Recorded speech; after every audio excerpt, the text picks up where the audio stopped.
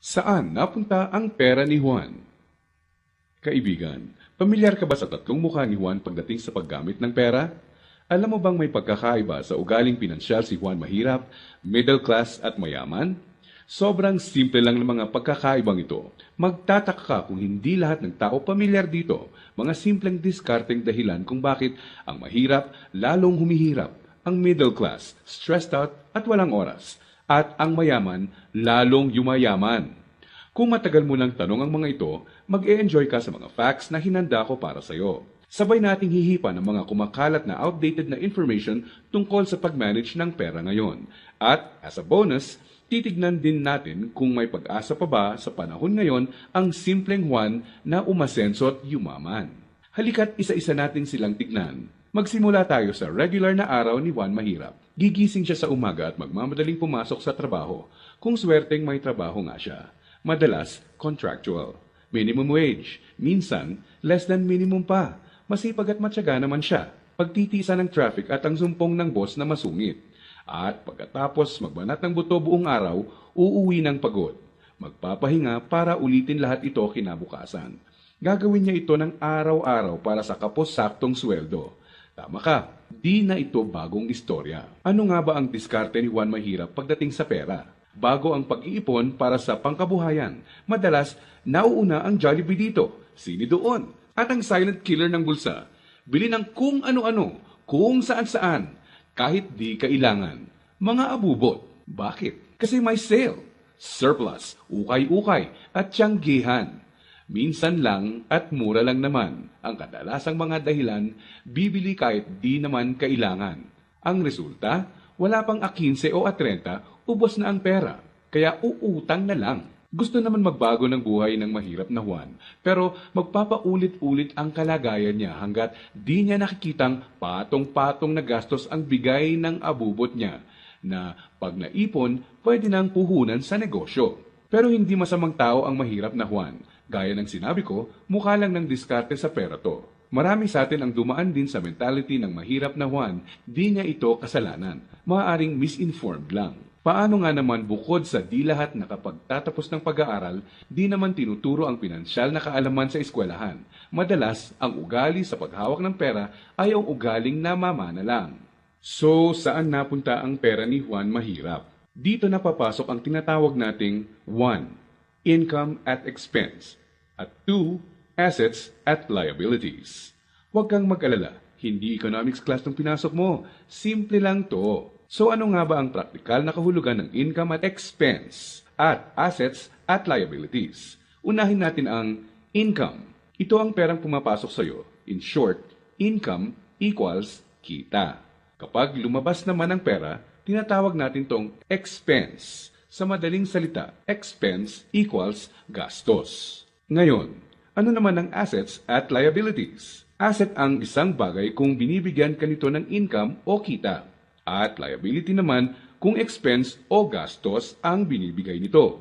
Balik sa tanong, saan napunta ang pera ni Juan Mahirap? Ang maikling sagot, madalas mas maraming expense o gastos kesa income o kita ang mahirap na Juan. Maaring sa sahod o maliit na extra lang siya umaasa para sa income, samantalang kaliwat kanan naman ang pinanggagalingan ng expense. Naloko na. May pag-asa pa ba ang mahirap na Juan?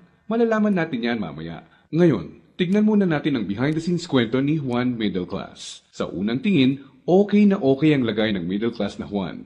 Ang totoo niyan, malaki ang tsansang mapagkamalan mo siyang mayaman. May bahay, may kotse, at nakikita mo silang nagbabakasyon minsan. At kung may bagong labas na gadget, mag-a-upgrade ang middle class na Juan. Pero ang di alam ng karamihan, marami dito ay promo, hulugan, o utang sa credit card na buwan-buwan sa sweldo nakakaltas. So, saan napupunta ang pera ni Juan Middle Class? Ang maikling sagot, mas madaming liabilities, nagbibigay gastos kesa sa assets, ang binibili ng middle class na Juan. Imbes na investments na gagawa ng income, nauuna sa listahan niya ang paggagamitan ng pera, ang upgraded na lifestyle. Gusto niya ang convenience at quality sa buhay. Tingnan nating halimbawa to. Kung traditional economics ang pagbabasehan, ang kotse at bahay ay madalas na sinasabing assets. Sa praktikal na buhay ni Juan, masasabi nating outdated na ang pananaw na to. Sa definisyon natin ng asset, ang isang bagay ay asset kung gumagawa ito ng income. Pero madalas, pagka down payment mo ng kotse, bahay o alahas, money out agad. Sa mga susunod na buwan, may babayaran ka ulit at huwag mong kakalimutan andyan pa ang insurance at tax. Money out nga naman, liabilities. Ang kotse ay nagiging asset lang kung nakakatulong siya ng gumawa ng income. Halimbawa na lang kung gamit sa negosyo. Ang bahay ay pwedeng maging asset kung paparentahan mo ito, lalagyan ng mga produkto sa negosyo or storage. O di kaya'y kung nagba-buy and sell ka ng bahay at mabibenta mo to ng mas mahal. So bakit walang oras at stressed out si Middle Class 1? Para mabayaran ang mga liabilities, kailangang mag-overtime, kumuha ng mas maraming trabaho at maghangad na ma-promote ng middle class na Juan kung siya ay empleyado. Para sa mga professionals at self-employed, kailangan nilang kumuha ng mas maraming kliyente o projects. In short, kailangan nilang ibenta ang oras at skills nila ng higit pa sa ginagawa nila dati nung wala pang liabilities para kumita ng mas malaki. Tulad ng kalagayan ng isang doktor. Kung hindi niya sisiputin ang pasyente niya, wala siyang kita. Dito mo na makikitang may lumalamon na sa oras ni Juan Middle Class.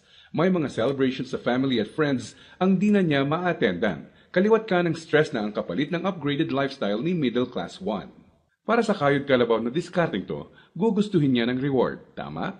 Kaya mas madalas na siyang mag-taxi, kahit pwede namang mag-jeep. Starbucks coffee na, dati okay na ang 3-in-1. Sa restaurant na mas madalas kakain, kahit pwede namang sa bahay. Ilang halimbawa lang ito. Sa oras na maisip ni Juan Middle Class na magnegosyo, ang kita niyang pangpupuhunan sana, pambayad sa liabilities na pupunta.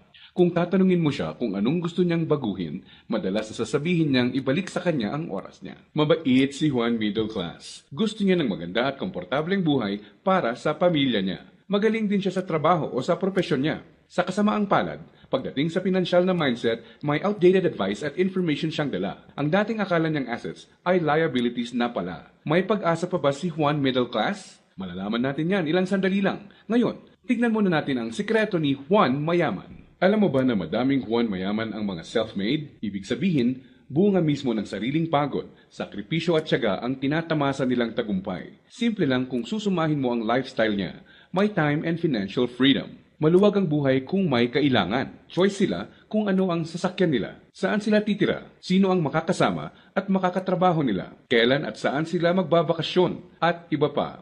In reality, mas madami din silang tsansang makatulong sa kapwa, gaya ng pagdodonate sa charity at pagsali sa outreach programs. Balik tayo sa tanong, saan napunta ang pera ni Juan Mayaman? Kapag may perang hawak si Juan Mayaman, sa asset niya ito dinadala. At sa asset na ito ay kikita pa ng mas maraming pera para sa kanya. At ano naman ang gagawin niya sa bagong kitang ito? Tama ka, i-invest ulit niya sa ibang asset pa. Ano ba ang mga examples ng asset na ito? Andiyan ang investments, apartment, or kotseng pinaparenta.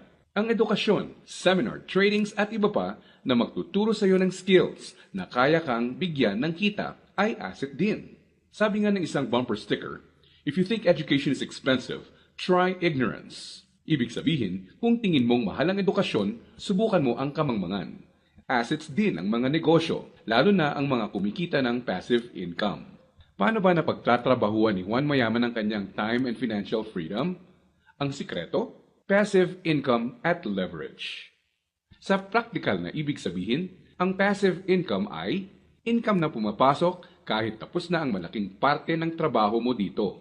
Konting oras na lang ang kailangan ni Juan Mayaman para i-maintain ang asset niya. Kahit natutulog siya, pumapasok pa rin ang kita. Hiramin naman natin kay Robert Kiyosaki ang ibig sabihin ng leverage. True leverage is the ability to do more and more with less and less. Ibig sabihin, ang tunay na leverage ay ang kakayanan na gumawa ng mas maraming gamit ang mas kaunti. Para mas madali nating maintindihan, gamitin nating halimbawa kung paano nagsimula ang isa sa mga pinakamalaking drugstore sa bansa. Marami ang nasira noong World War II. Pagkatapos nito, kinailangang mag-rebuild ng mga tao. Dito na papasok si Mariano K. Napansin niya ang mga demand sa isang uri ng antibiotic na tinatawag na sulfa drugs. Paano niya nalaman? Ginamit niya bilang leverage ang natutunan niya bilang empleyado sa isang drugstore bago pumutok ang World War II. Nung mga panahon noon na nagsisimula ulit ang lahat at kahit naman ngayon, ang taong may enough information kesa sa iba ay nakakalamang. Gamit ang 100 piso, bumili siya ng sulfathiazole tablets at kumita sa paglalako nito.